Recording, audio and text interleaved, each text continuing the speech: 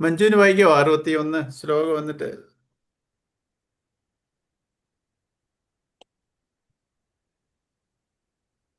മഞ്ജു കേൾക്കുന്നുണ്ടോ?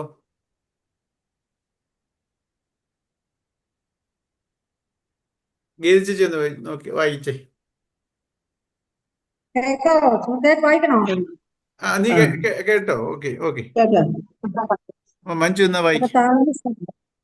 താനി സർവാണി സംയമ്യ യുക്ത ആസീത മത്പര വശേഹി യസ്യേന്ദ്രിയാണി തസ്യ പ്രജ്ഞാ പ്രതിഷ്ഠിത. അവയെ അഥവാ ഇന്ദ്രിയങ്ങളെ എല്ലാം കീഴടക്കി പരമ്പൊരുളായ എന്നിൽ തന്നെ മനസ്സിനെ ഏകാഗ്രമാക്കി വെക്കണം. എന്തെന്നാൽ ആർക്ക് ഇന്ദ്രിയങ്ങൾ സ്വാധീനങ്ങളാണോ അയാളുടെ പ്രജ്ഞ സ്ഥിരമത്രേ.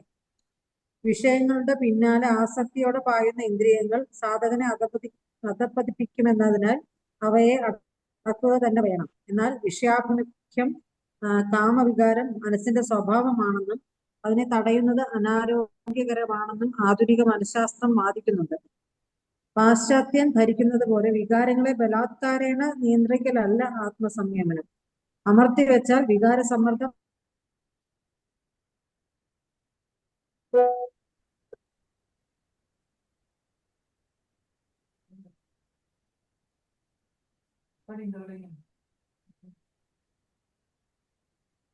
സൗണ്ട് കേൾക്കുന്നുണ്ടോ? വിഷയങ്ങളിൽ നിന്ന് കിട്ടുന്ന തുച്ഛ ഇല്ല, സുഖങ്ങളെ കേൾക്കുന്നില്ലല്ലോ. കേൾക്കുന്നില്ല. മഞ്ജു, നിന്റെ ഫോൺ ഏതാണ്ട് ഇടയ്ക്കിടയ്ക്ക് ഇങ്ങനെ ഒരു പോസ് വരുന്നുണ്ട്, ശബ്ദമില്ല. ശരി. ഗീതോചന വായിക്കോ? എനിക്ക് ഇവിടെ റേഞ്ച് അത്രേ ഉള്ളൂ. എന്നാ എന്നാ എന്നാ വായിക്കും. ഗേച്ച് വായിക്കും. ആ ആദ്യം മുതലൊക്കെ വായിക്കട്ടെ. അമ്മ വായിച്ചു. താനി സർവാണി സംയമ്യ യുക്താസീത മത്പരഃ പശേഹി യസ്യേന്ദ്രിയാണി തസ്യ പ്രജ്ഞ പ്രതിഷ്ഠിത. അവയെ ഇന്ദ്രിയങ്ങളെയെല്ലാം കീഴടക്കി പരമ്പൊരുളായ എന്നിൽ തന്നെ മനസ്സിനെ ഏകാഗ്രമാക്കി വെക്കണം. എന്തെന്നാൽ ആർക്ക് ഇന്ദ്രിയങ്ങൾ സ്വാധീനങ്ങളാണോ അയാളുടെ പ്രജ്ഞ സ്ഥിരമത്രേ. വിഷയങ്ങളുടെ പിന്നാലെ ആസക്തിയോടെ പായുന്ന ഇന്ദ്രിയങ്ങൾ സാധകനെ അധപ്പതിക്കുമെന്നതിനാൽ അവയെ അടക്കുക തന്നെ വേണം. എന്നാൽ വിഷയാഭിമുഖ്യം കാമവികാരം മനസ്സിന്റെ സ്വഭാവമാണെന്നും അതിനെ തടയുന്നത് അനാരോഗ്യകരമാണെന്നും ആധുനിക മനഃശാസ്ത്രം വാദിക്കുന്നുണ്ട്. പാശ്ചാത്യർ ധരിക്കുന്നത് പോലെ വികാരങ്ങളെ ബലാത്കാരേണ നിയന്ത്രിക്കലല്ല ആത്മസംയമനം. അമർത്തിവെച്ചാൽ വികാര സമ്മർദ്ദം മനസ്സിന്റെ ആരോഗ്യത്തെ പ്രതികൂലമായി ബാധിക്കുമെന്ന് പൗരസ്ത്യ ദാർശനികന്മാർക്കറിയാം. അതിനാൽ വികാരങ്ങളെ കെട്ടി നിർത്താനല്ല, പവിത്രീകരിക്കാനും ആത്മശ്രേയസ്സിനെ വിനിയോഗിക്കാനുമാണ് വേദാന്തം അനുശാസിക്കുന്നത്. നശ്വര വിഷയങ്ങളിൽ നിന്ന് കിട്ടുന്ന തുച്ഛ സുഖങ്ങളെക്കാൾ എത്രയോ മടങ്ങ് ശ്രേഷ്ഠമാണ് സംയമിയായ സാധകൻ ധ്യാനാഭ്യാസത്തിലൂടെ കൈവരിക്കുന്ന ക്രിയാത്മകമായ പ്രശാന്തി. അതിനാൽ ഇന്ദ്രിയങ്ങളെ കീഴടക്കി നിർത്താൻ പറയുന്നതോടൊപ്പം തന്നെ പരമാത്മാവിൽ മനസ്സിനെ ഏകാഗ്രമാക്കി വയ്ക്കാനും ഋഷിമാർ ഉപദേശിക്കുന്നു. ആത്മസാക്ഷാത്കരണത്തിന് സാധകൻ അനുഷ്ഠിക്കേണ്ട സാധന മുഴുവനും ഈ ശ്ലോകത്തിന്റെ പൂർവാർത്ഥം താനി ആസീത മത്പരഃ സൂചിപ്പിക്കുന്നു. കഴിഞ്ഞ എത്രയോ ജന്മങ്ങളിലായി വിഷയ ജീവിതം നയിച്ചു പോകുന്ന നമ്മുടെ ഉള്ളിൽ ധാരാളം മലിനവാസനകൾ കെട്ടിക്കിടപ്പുണ്ട്. അവയെ മുഴുവനും തുടച്ചു നീക്കുക എളുപ്പമല്ല. ധർമ്മമാർഗാവലംബികളെ കുഴയ്ക്കുന്ന ഒരു പ്രശ്നമാണിത്. ഈ പ്രശ്നത്തിന് പ്രാചീന ഋഷിമാർ പരിഹാരം കണ്ടുപിടിച്ചു.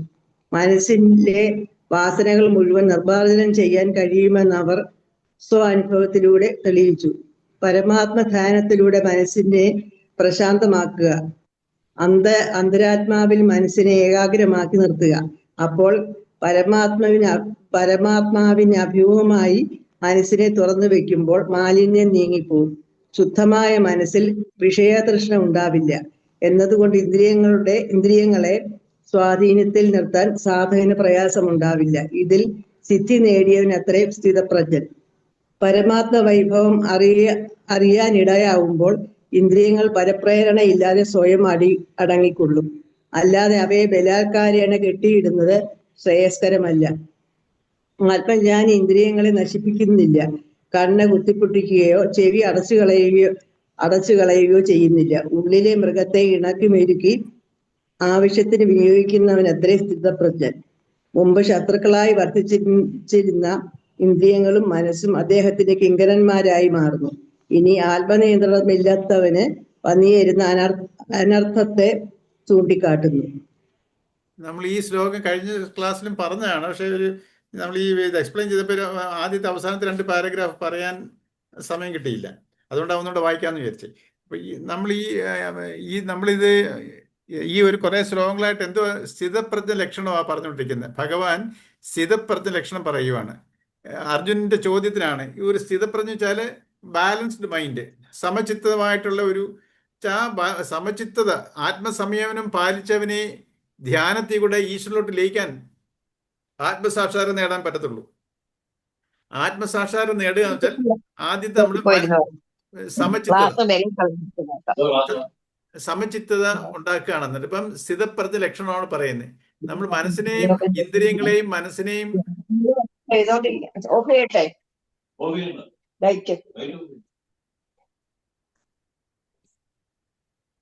ഇവിടെ മ്യൂട്ട് ചെയ്യാൻ പറ്റുന്നത്. ലേഖ ചേച്ചി ഇവിടെ നിന്ന് മ്യൂട്ട് ചെയ്യണേ.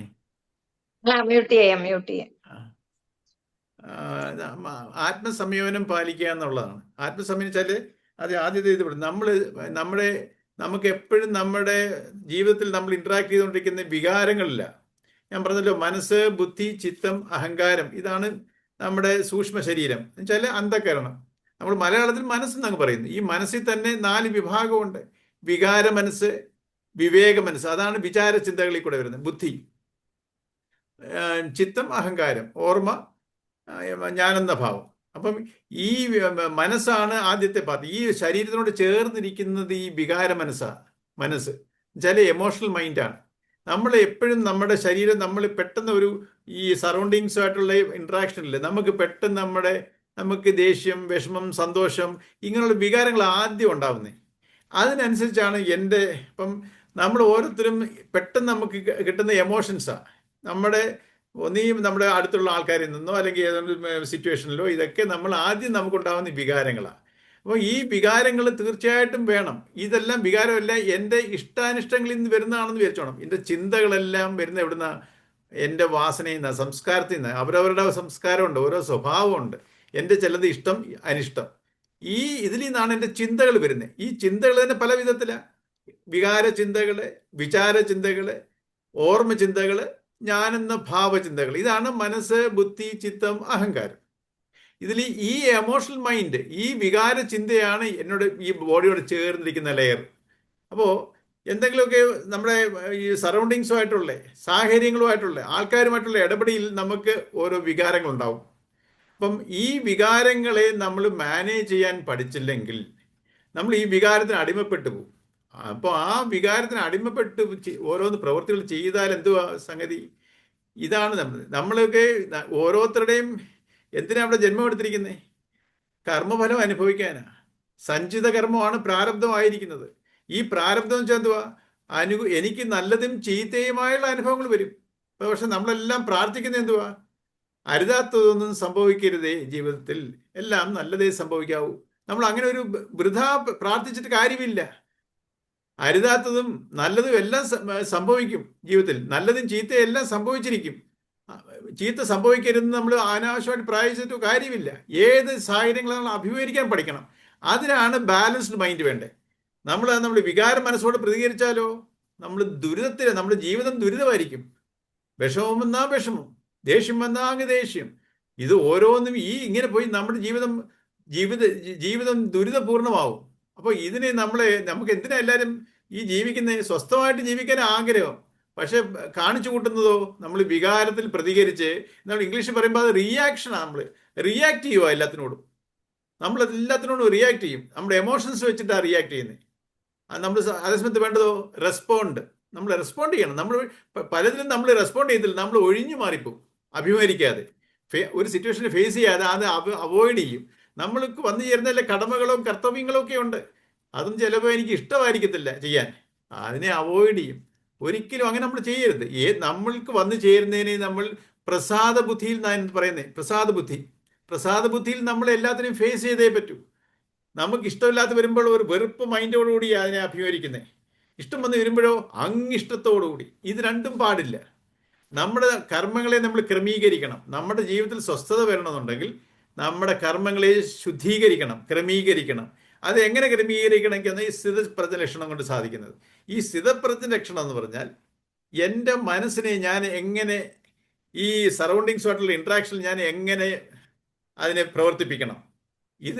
ഇതൊരു മൃഗത്തിന് ചെയ്യാൻ പറ്റത്തില്ല. അതിൻ്റെ ഇൻസ്റ്റിങ്ക്റ്റ് മൃഗത്തിന് അപ്പം എന്താണ് വികാരം വരുന്നത് അതിനനുസരിച്ച് ഇത് പ്രവർത്തിക്കും. പക്ഷെ മനുഷ്യനോ, എനിക്കൊരു വികാരം ഉണ്ടായാൽ അങ്ങനെ ചെയ്യണോ ഇങ്ങനെ ചെയ്യണോ എന്നുള്ളൊരു ഓപ്ഷൻ നമുക്കുണ്ട്.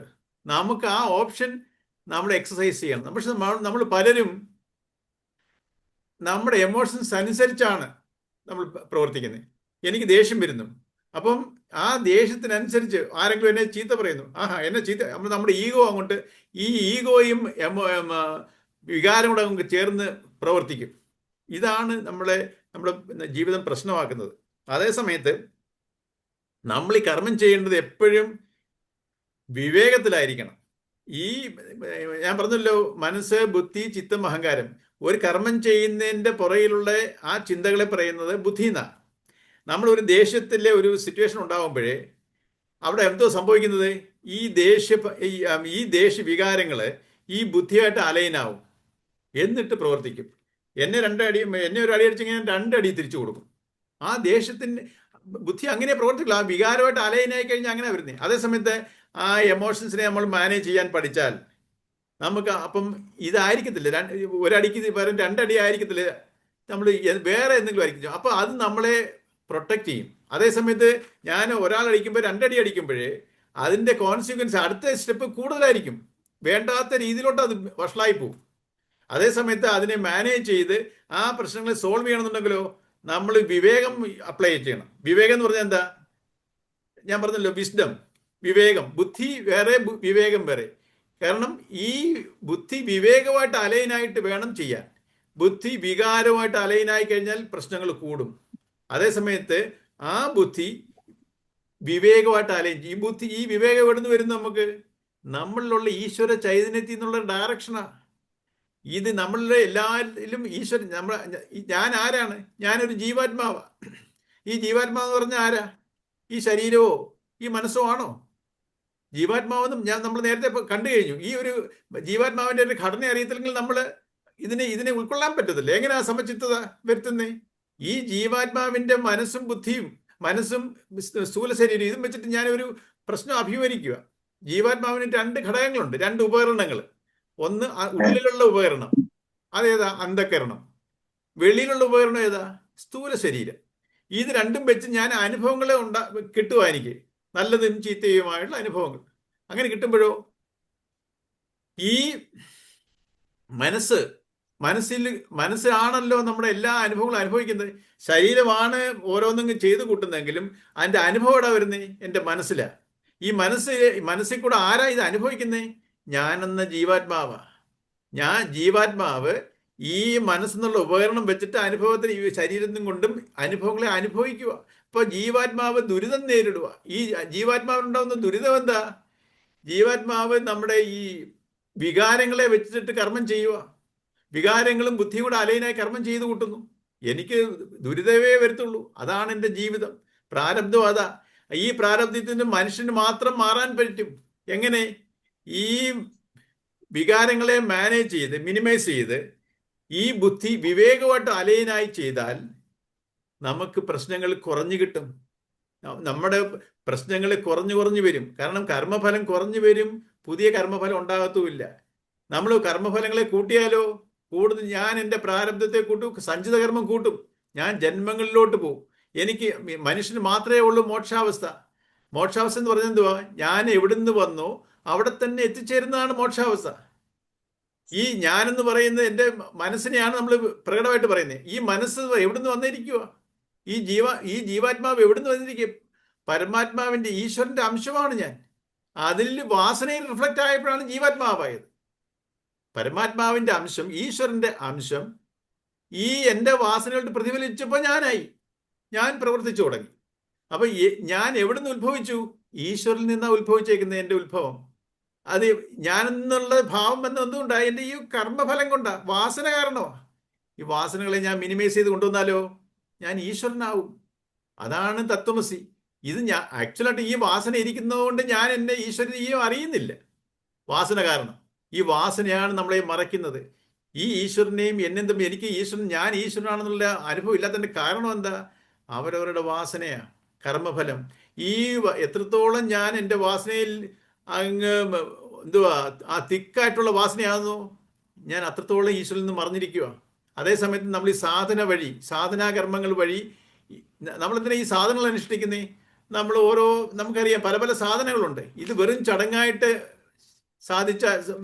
സാധനങ്ങൾ അനുഷ്ഠിച്ചാൽ നമ്മുടെ കർമ്മവാസന പോകത്തില്ല. നമ്മുടെ മനോഭാവം, എൻ്റെ മനസ്സിൻ്റെ ഭാവം ഓരോ സാധനയും ചെയ്യുമ്പോഴേ ഞാൻ എന്തിനാ ഈ സാധന ചെയ്യുന്നേ? എൻ്റെ കർമ്മഫലത്തിനെ മിനിമൈസ് ചെയ്ത് കൊണ്ടുവരാനാ. അല്ലാതെ ഈ സാധന ചെയ്ത് ഒരു ഈശ്വരനും പ്രസാദിക്കുന്നില്ല. നമ്മൾ വിചാരിക്കും എന്തുവാ, രാവിലെ എഴുന്നേൽക്കുന്നു, കുളിച്ച് മെഡിറ്റേഷൻ ചെയ്യുന്നു, അല്ലെങ്കിൽ ഓരോ ജപങ്ങൾ ചെയ്യുന്നു, ഏതോ ഈശ്വരനെ പ്രീതിപ്പെടുത്താനാണ്. നമ്മൾ ഒരിക്കലും അല്ല. ഞാൻ എൻ്റെ കർമ്മഫലത്തിനെ കുറച്ചാലേ, ഈ കർമ്മഫലം എൻ്റെ അഴുക്കുകളാണ്, ഈ അഴുക്കുകളെ നീക്കം ചെയ്യുന്നത് എങ്ങനെയാ?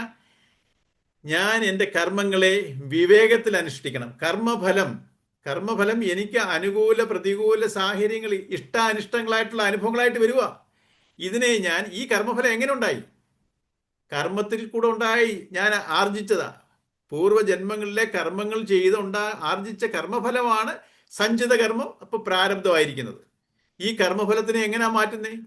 മുള്ളിനെ മുള്ളുകൊണ്ട് എടുക്കുന്നത് പോലെ കർമ്മഫലത്തിനെ കർമ്മം കൊണ്ട് മാത്രമേ മാറ്റാൻ പറ്റത്തുള്ളൂ. ഈ കർമ്മഫലത്തിനെ എങ്ങനെ കർമ്മം ചെയ്ത് മാറ്റാൻ?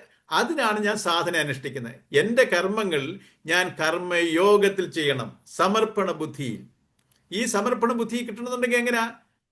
ഞാൻ ഈശ്വരന്റെ അംശമാണെന്നുള്ള ആ വിചാരം നിരന്തരം ഉണ്ടാവണം. അല്ലാതെ നമ്മൾ രാവിലെയും വൈകുന്നേരം വിളക്കെത്തിക്കുന്ന സമയത്ത് മാത്രം നമ്മൾ ഇതിനെക്കുറിച്ച് ഓർത്താൽ പോരാ. നമ്മുടെ ഓരോ കർമ്മങ്ങളും, രാവിലെ നമ്മൾ ഉണർന്ന് രാത്രി ഉറങ്ങുന്നവരെ ചെയ്യുന്ന എല്ലാ കർമ്മങ്ങളിലും ഞാൻ ചെയ്യുന്നത് ഞാനല്ല, ഈ ഈശ്വരന്റെ പ്രസൻസിലാണ് എനിക്കിത് ചെയ്യാൻ പറ്റുന്നുള്ളൊരു തോന്നൽ വേണം. ഏത് കർമ്മവും എൻ്റെ മിടുക്കല്ല, ഈ ഈശ്വരന്റെ ചൈതന്യം. ഈ ഈശ്വരൻ ഡിസ്കണക്ട് ആയാലോ ഞാൻ ജഡമായി. ഏത് നിമിഷമാണ് നമ്മൾ അടിച്ചു പോകുന്ന ആർക്കറിയാം? ഈ കിട്ടുന്ന അതാ ബി ഇൻ ദ പ്രസൻസ് എന്ന് പറയുന്നത്. നമ്മൾ പ്രസന്റിൽ ജീവിക്കാൻ പഠിക്കണം. ഈ പ്രസന്റ് മൊമെന്റ് ആണ് എനിക്കിപ്പോൾ കിട്ടിയിരിക്കുന്നത്. അതിനെ നമ്മൾ എൻജോയ് ചെയ്യണം. എൻജോയ് ചെയ്യാൻ പീസ്ഫുൾ ആക്കണം. അതിനെ ദുരിതപൂർണ്ണമാക്കരുത്. ദുരിതമാവുന്ന എപ്പോഴാ? എൻ്റെ എമോഷൻസ് കയറി ഇതാവുമ്പോഴാണ്. എൻ്റെ ഒന്നീ ദുഃഖം, അല്ലെങ്കിൽ സന്തോഷം, അല്ലെങ്കിൽ ദേഷ്യം, അല്ലെങ്കിൽ അസൂയ, അല്ലെങ്കിൽ ഫ്രസ്ട്രേഷൻ, നിരാശ, ഇങ്ങനെയൊക്കെ ഉള്ള ഓരോ വികാരങ്ങൾക്ക് അടിമപ്പെട്ടു പോയാൽ ജീവിതം ദുരിതപൂർണ്ണമാണ്. എനിക്ക് സ്വസ്ഥമായ ഒരു ജീവിതം ഉണ്ടെങ്കിൽ, സ്വസ്ഥമായ വെച്ചാൽ എനിക്ക് ഈശ്വരനോട്ട് അടുക്കണമെങ്കിൽ, ഈശ്വരൻ ശാന്തതയാ, സ്വസ്ഥതയാ. ഈശ്വരൻ അവിടെ സത് ചിത് ആനന്ദമാ. സത്താണ്, അത് ചിത്താണ്, അത് ആനന്ദമാണ്. ആനന്ദം വെച്ചാൽ സന്തോഷമല്ല, ആനന്ദാവസ്ഥ. എല്ലാം ഒരു കണ്ടന്റ് സ്റ്റേജാണത്. എനിക്ക് അങ്ങനെ പോകണം. എൻ്റെ കർമ്മത്തിൽ കൂടെ അങ്ങോട്ട് പോകാൻ പറ്റത്തുള്ളൂ. നമ്മൾ ഓരോരുത്തരും ജനിച്ച് മനുഷ്യന്മങ്ങളായിട്ട് വന്നവരെല്ലാം ഏതോ ഒരു സഞ്ചിത കർമ്മം പ്രാരബ്ധമായിരിക്കുകയാണ്. അല്ലാതെ ഒരു മനുഷ്യനുണ്ടോ? കർമ്മഫലമുണ്ട്. ആ കർമ്മഫലത്തിനെ ഇല്ലാതാക്കിയാലേ എനിക്ക് ഈശ്വരനോട്ട് ലയിക്കാൻ പറ്റത്തുള്ളൂ. എന്നുവെച്ചാൽ അൾട്ടിമേറ്റ് പീസ് അപ്പോഴാണ് എനിക്ക് കിട്ടുന്നത്. നമ്മളെല്ലാവരും കർമ്മം ചെയ്യുന്നത് ഈ സുഖത്തിനും സ്വസ്ഥതയ്ക്കും വേണ്ടിയാ. പക്ഷേ വിപരീത ദിശയിലാണ് ചെയ്യുന്നത് മാത്രം. എന്തുകൊണ്ട് വിപരീത ദിശ എന്ന് പറയുന്നത്? ഞാൻ കർമ്മം ചെയ്ത് കൂട്ടുന്നുണ്ട്, കർമ്മയോഗത്തിലല്ല. എൻ്റെ വികാരത്തിന് അടിമപ്പെട്ട് ഞാൻ കർമ്മം ചെയ്യുന്നു. വികാരങ്ങളെ മിനിമൈസ് ചെയ്യാനുള്ള ടെക്നിക്കാണ് ഈ സ്ഥിതപ്രജ്ഞ ലക്ഷണങ്ങളോട് പറഞ്ഞു തരുന്നത്. എങ്ങനെയാണ് നമ്മുടെ വികാരങ്ങളെ മിനിമൈസ് ചെയ്യേണ്ടേ? എൻ്റെ വികാരങ്ങൾ വെച്ചാൽ അനിഷ്ടങ്ങളിൽ നിന്നും. എനിക്ക് ഇഷ്ടമാണെങ്കിൽ സന്തോഷം, അനിഷ്ടമാണെങ്കിലോ എനിക്ക് ദേഷ്യം അല്ലെങ്കിൽ വിഷമം. അപ്പോൾ ഇതിനെ അടിപ്പെടാതെ അതെങ്ങനെ, എവിടുന്ന ഈ വിട്ടുന്നേ?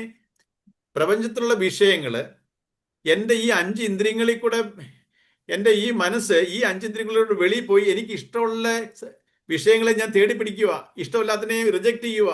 അപ്പോൾ ഇതിലേ കൂടെ വരുന്ന വികാരം, അപ്പോൾ അനുകൂല പ്രതികൂല സാഹചര്യങ്ങളും ഉണ്ടാവും. ഞാൻ പറഞ്ഞല്ലോ, കർമ്മഫലം 2 തരത്തിലാണ് നമുക്ക് അനുഭവപ്പെടുന്നത്. ഒന്ന് എൻ്റെ ഇഷ്ടാനിഷ്ടങ്ങളും, 2 അനുകൂല പ്രതികൂല സാഹചര്യങ്ങൾ വെളിയിൽ കൂടെ വരും. ഇതിന് രണ്ടിനെയും നമ്മൾ അഭിമുഖീകരിച്ചേ പറ്റൂ. ഇപ്പം നമ്മൾ എൻ്റെ ഇഷ്ടത്തിലും അനിഷ്ടത്തിലും തൂങ്ങിക്കിടക്കാണ്, കടിച്ചു പിടിച്ചു ഞാൻ ദുരിതത്തിലോട്ട് നീങ്ങും. അതുപോലെ അനുകൂല പ്രതികൂല സാഹചര്യം, എനിക്ക് അനുകൂലം വന്നാൽ മതി, പ്രതികൂലം വന്നുകൂടാ. ഇങ്ങനെയാണെങ്കിലും ഞാൻ ദുരിതത്തിലോട്ട് പോകും. കാരണം ഇതിലൊന്നും നമുക്ക് ഫ്രീഡം ഇല്ല. എങ്ങനത്തുള്ള അനുഭവം വരണമെന്ന് നമുക്ക് ഫ്രീഡം ഉണ്ടോ? സെലക്ട് ചെയ്യാൻ പറ്റുമോ? നമുക്ക് ഓരോ അനുഭവങ്ങൾ വരുന്നു. അപ്പോൾ അതിനെ ഈ അനുഭവം എനിക്ക് വന്നുകൂടാന്ന് പറഞ്ഞ് മാറി നിൽക്കാൻ പറ്റുമോ? നമ്മൾ ഫേസ് ചെയ്തേ പറ്റൂ. അതാണ് ഈ ജീവിതം ദുരിതത്തിലാവുന്നത്. നമ്മൾ എല്ലാത്തിനെയും പ്രസാദ ബുദ്ധിയിൽ എൻ്റെ കർമ്മഫലം എന്നിൽ നിന്ന് പോയതാ, വന്നോട്ടെ, അതിനെ ഞാൻ എങ്ങനെ നേരിടണം എന്ന് വെച്ചാൽ ഞാൻ കർമ്മയോഗത്തിൽ ഈ ഈശ്വരൻ്റെ പ്രസൻസിലാണ് ഞാനിത് ഈ അനുഭവങ്ങൾ അനുഭവിക്കുന്നത്. ഞാൻ ഈശ്വരൻ്റെ അപ്പോൾ ഈ ഇന്ദ്രിയങ്ങളെ നമുക്ക് മാനേജ് ചെയ്യാൻ പഠിക്കും. ഇന്ദ്രിയങ്ങളെ നമ്മൾ മാനേജ് ചെയ്യാൻ പ്രാക്ടീസ് ചെയ്യും. അല്ലാതെ ഞാനെന്ന ഭാവത്തിൽ ഇരിക്കുമ്പോഴോ ഇന്ദ്രിയങ്ങൾ വെച്ചാൽ എൻ്റെ ഇഷ്ടം, എൻ്റെ അനിഷ്ടം അതേ നടക്കാൻ പറ്റത്തുള്ളൂടെ, അനിഷ്ടം എനിക്ക് ഒക്കത്തില്ല, അങ്ങനെ പിടിച്ചിരുന്നാൽ എൻ്റെ ജീവിതം ദുരിതപൂർണമാവും. ഞാൻ കർമ്മഫലം കൂട്ടുക. അപ്പൊ ഈ ഇന്ദ്രിയങ്ങളെ എങ്ങനെ മാനേജ് ചെയ്യും? ഈ സാധനകൾ എങ്ങനെ ഈ സാധന വഴി ഇന്ദ്രിയങ്ങളെ ഞാനൊരു ഈശ്വരനാണെന്നുള്ള ഞാൻ ഈശ്വരൻ എന്നുള്ള ചിന്ത എപ്പോഴും നിരന്തരം വേണം. അപ്പൊ അതിന് ഞാൻ ഈശ്വര ചിന്തയിലാണ്, ഈശ്വരന്റെ പ്രഭാവത്തിലാണ് ഈ അനുഭവം നടക്കുന്നതെന്ന് ചോദിക്കുമ്പോൾ ഇത് ഞാനല്ല, എൻ്റെ കർമ്മഫലമാണ്. ഇപ്പം മറ്റേതങ്ങനല്ല. ഈ ഈഗോ കയറി ഇടപെടും, വികാരമായിട്ടും എൻ്റെ ഈഗോ ഞാനെന്ന ഭാവം കയറി എൻ്റെ ഇഷ്ടങ്ങളെ അനിഷ്ടങ്ങളെ മുറുകെ പിടിക്കും. അതിനെ ഇടവരുത്താണെന്ന് ഞാൻ ഈശ്വരനാണെന്നുള്ള തോന്നൽ വേണം. എന്തുകൊണ്ടാണ് ഞാൻ ഈ ശരീരമാണെന്നുള്ള തോന്നലാണ് ഈഗോ. എൻ്റെ ബുദ്ധി, എൻ്റെ കഴിവ്, ഈ ശരീരം, ഈ ബലമായിട്ടുള്ള ശരീരം അല്ലെങ്കിൽ നല്ല ഒരു അഴകായിട്ടുള്ള ശരീരം, ഈ ഞാനെന്ന ഭാവം ദേഹോഹം ബുദ്ധിയാത് അതെൻ്റെ കർമ്മഫലത്തിനെ കൂട്ടിക്കൊണ്ടുപോകും. ഞാൻ ഈശ്വരനാണ്, ഈ ഈശ്വരൻ്റെ പ്രഭാവത്തിലാണ് ഈ അനുഭവങ്ങൾ അനുഭവിക്കുന്നുള്ള ചിന്ത നമ്മളിലുണ്ടോ? നമ്മുടെ കർമ്മഫലം അതിനെ മറയ്ക്കുന്നേ. അപ്പൊ ഈ സത്യങ്ങളെ നിരന്തരം നമുക്ക് ഓരോ ചെറിയ ചെറിയ അനുഭവങ്ങൾ ഉണ്ടാകുമ്പോഴും നമ്മളിപ്പോ എങ്ങനെയാ കർമ്മം ചെയ്യുന്നേ? ഒരു കർമ്മം ചെയ്തുകൊണ്ടിരിക്കുമ്പോൾ നമ്മൾ വേറെ ഒന്നീ പാസ്റ്റിനെ കുറിച്ച് ആലോചിക്കും, അല്ലെങ്കിൽ ഫ്യൂച്ചറിനെ കുറിച്ച് ആലോചിക്കും. കഴിഞ്ഞ ദിവസമൊക്കെ എന്തൊക്കെ നടന്നു, ആരെന്തോ പറഞ്ഞു, അതിനെക്കുറിച്ച് ആലോചിച്ചുകൊണ്ടായിരിക്കും ഒരു ജോലി ചെയ്തുകൊണ്ടിരിക്കുന്നത്. അല്ലെങ്കിലോ നാളെ എന്താ വരും, നാളെ അതൊക്കെ വരും, അങ്ങനെ ചെയ്യും, ഇങ്ങനെ ആവും, നാളത്തെക്കുറിച്ച്. ഈ പ്രസന്റിൽ നമ്മളിത് മൈൻഡ് പ്രസന്റിലില്ല.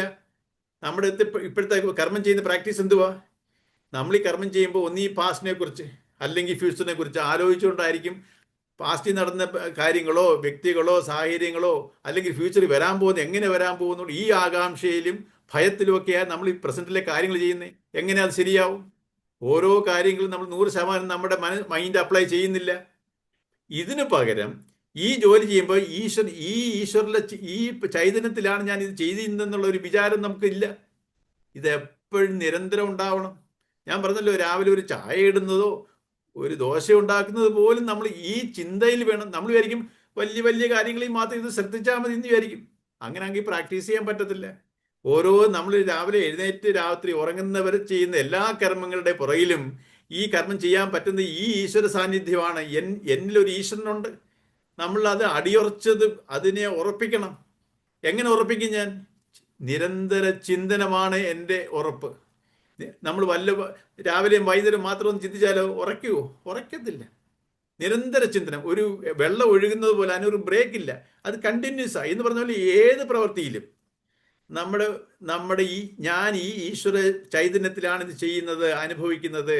ഇതെന്റെ കർമ്മഫലമാണ്, നമ്മൾ അക്സെപ്റ്റ് ചെയ്തേ പറ്റൂ. നമുക്ക് റിജക്ഷനാണ് നമ്മുടെ ദുരിതം. നമ്മളൊന്നിനും ഇതെനിക്ക് സംഭവിച്ചുകൂടാ, എനിക്കും എൻ്റെ കുടുംബത്തിനും എൻ്റെ മക്കൾക്കും ഇതൊന്നും സംഭവിക്കരുത്, ഇതൊന്നും നല്ലതേ സംഭവിക്കാവൂ. കർമ്മഫലം അനുഭവിച്ചല്ലേ പറ്റൂ. ഈ സത്യങ്ങളെ തിരിച്ചറിഞ്ഞ് പ്രസാദ ബുദ്ധിയിൽ കാണാൻ പഠിക്കണം. അപ്പൊ ഇന്ദ്രിയ സംയമനമാണ് എൻ്റെ ഏറ്റവും ബേസിക്. ആ ഇന്ദ്രിയങ്ങളെ സംയമനം ചെയ്യുമ്പോൾ മനസ്സടങ്ങും. ഈ മനസ്സടങ്ങുന്ന അതിനൊരു ചുമ്മാതെ അടങ്ങത്തില്ല. നമ്മൾ സപ്രഷൻ ചെയ്യാൻ പറ്റത്തില്ല. നമുക്ക് ബലം പിടിച്ചിരിക്കാം. ചിലപ്പോൾ ദേഷ്യം വരും, നമ്മളിങ്ങനെ കടിച്ചു പിടിച്ചിരിക്കും. അതുപോലെ വിഷമം വരും. അതും അങ്ങനെയൊക്കെ പ്രഷർ വെച്ച് നമ്മളൊക്കെ സപ്രസ് ചെയ്ത് അടക്കിക്കഴിഞ്ഞാൽ അത് പിന്നെ പൊട്ടിത്തെറിക്കും. അതേ സമയത്തോ ഇത് എൻ്റെ കർമ്മഫലമാണ്, ഞാനൊരു ഈശ്വരനാണ്, എന്നെ ഈ പ്രവർത്തിപ്പിക്കുന്നതിൻ്റെ പിന്നിലുള്ള രഹസ്യം എന്തോ എൻ്റെ ബുദ്ധിശക്തിയോ എൻ്റെ കഴിവോ അല്ല. ഈ കഴിവുണ്ടെങ്കിലും ഈ കഴിവ് പ്രദർശിപ്പിക്കണമെങ്കിൽ ഈശ്വരൻ്റെ അംശമായതുകൊണ്ടാണ് എനിക്ക് പ്രദർശിപ്പിക്കാൻ പറ്റുന്നത്. അല്ല നമ്മൾ മിടുക്കിനെ മാത്രമേ കാണത്തുള്ളൂ, എൻ്റെ കഴിവിനെ മാത്രമേ കാണത്തുള്ളൂ, എൻ്റെ ഹാർഡ് വർക്കിന് മാത്രമേ കാണത്തുള്ളൂ.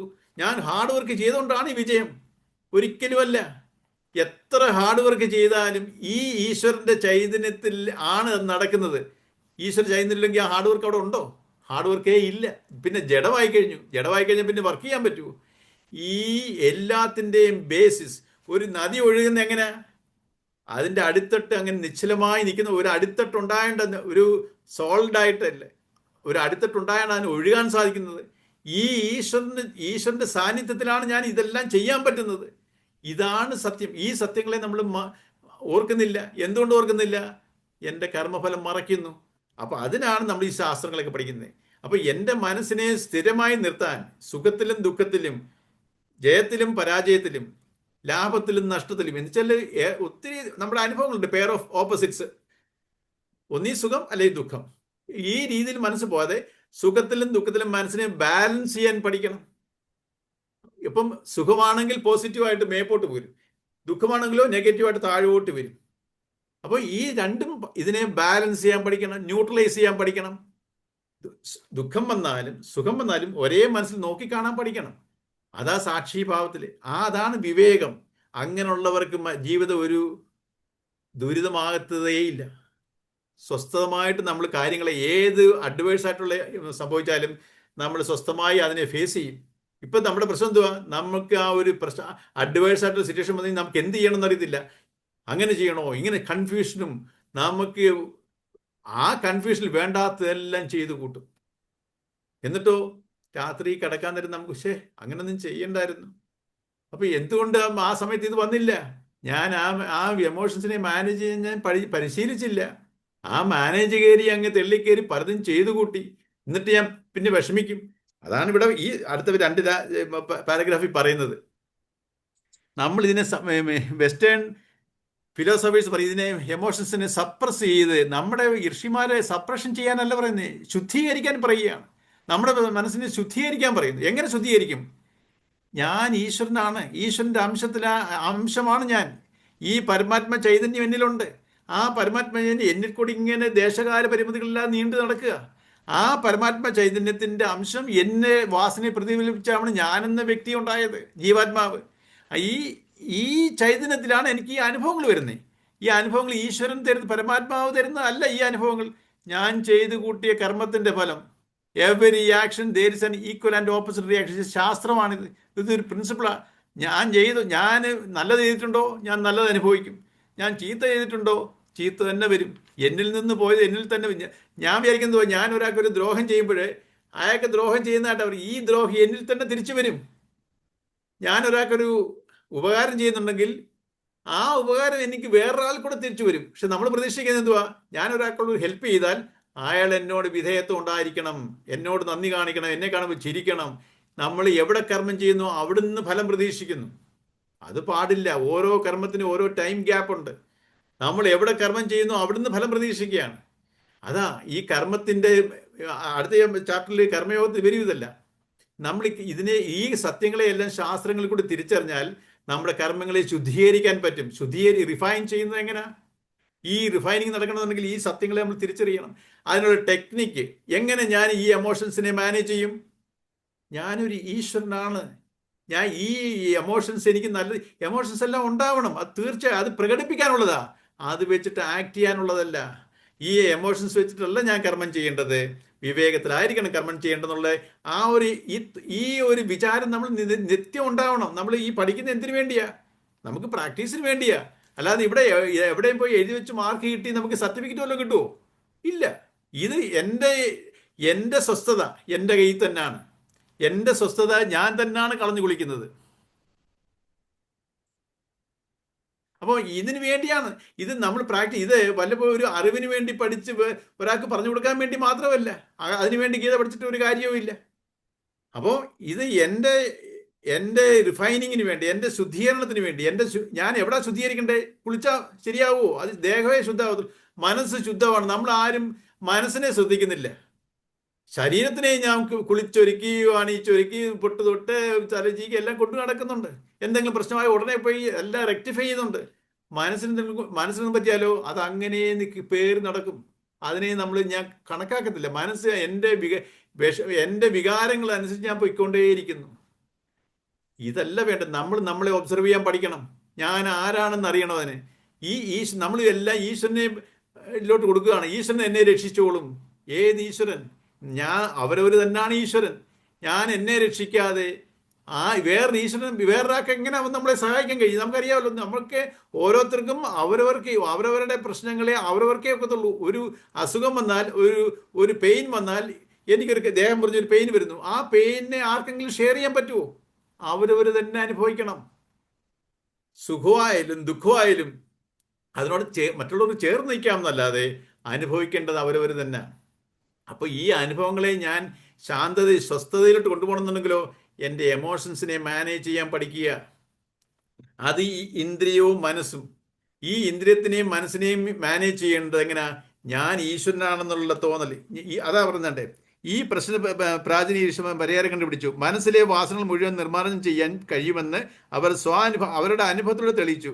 പരമാത്മ ധ്യാനത്തിലൂടെ മനസ്സിനെ പ്രശാന്തമാക്കുക, അന്തരാത്മാവിൽ മനസ്സിനെ ഏകാഗ്രമാക്കി നിർത്തുക. അപ്പോൾ പരമാത്മാവിന് അഭിമുഖമായി മനസ്സിനെ തുറന്നു വയ്ക്കുമ്പോൾ നമ്മളിലുള്ള ഈശ്വര ചൈതന്യമാണെന്നുള്ള ഓർമ്മ എപ്പോഴും ഉണ്ടെങ്കിൽ എൻ്റെ മനസ്സിന് ഞാൻ ഈശ്വരനാണ്, അതാ അതിൻ്റെ മുമ്പിൽ തുറന്നു വെക്കുക. അല്ലെങ്കിൽ ഏതെങ്കിലും വസ്തുവാണ് തുറന്നു വെക്കാൻ.